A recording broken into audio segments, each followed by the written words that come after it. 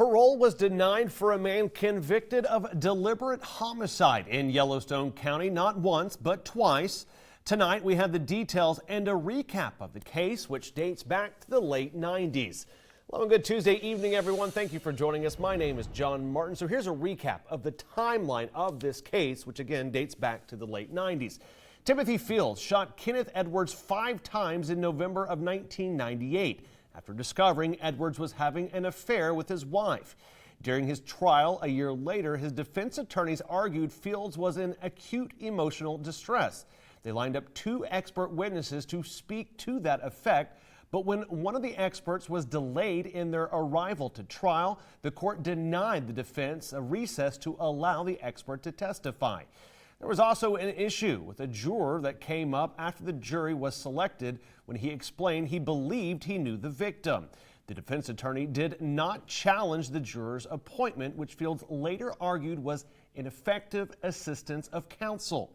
Fields appealed his conviction, and in 2002, the Montana Supreme Court agreed and vacated his conviction and ordered a new trial in that case. The following year, the second trial took place, which ultimately led to him being convicted for a second time. Fields was sentenced to decades in prison in 2003. Today, he had his second parole eligibility hearing. Ren Wadsworth was in that courtroom and brings us the details of today's proceedings. 25 years into a 75-year sentence, Timothy Fields fought for his freedom at his second parole hearing here in Yellowstone County. But the family of his victim, Kenneth Edwards, fought right back. The parole hearing began with members of the board recounting the convictions against Fields. He acknowledged the charges against him and was then offered an opportunity to speak and share the reasons he believed he should be released. I couldn't imagine me harming anybody, much less killing. The doctors who tested me all said that I suffered from, these forensic psychiatrists said I suffered from dissociative behavior. And I'm really not sure what that is in my vocabulary and intellect. I would call it temporary insanity. I understand that's an illegal defense here in the state, but all these things combined, I guess, helped me to lose my mental capability. Fields also expressed that if he was given the chance at freedom, he would reach out for help to continue his reform in the form of church, family, and support groups if needed. Members of the victim's family wrote letters to the board prior to the meeting, and then 2 generations of Edwards spoke to the board on how they still felt deeply aggrieved by Fields' actions all those years ago and did not feel like justice had yet been served.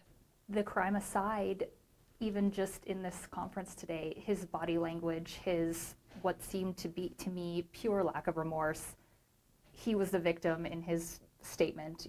You know, his repeated use of the word tragedy for him and his family.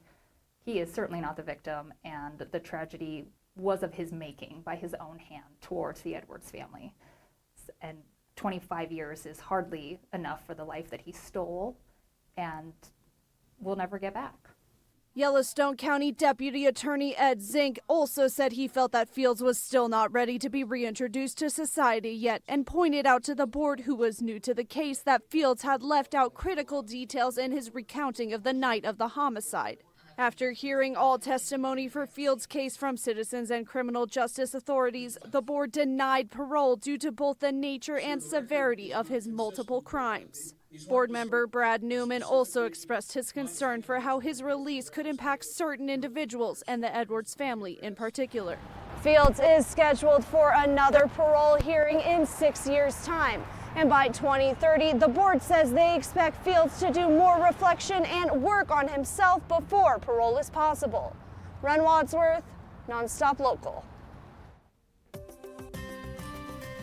Ren, thank you very much.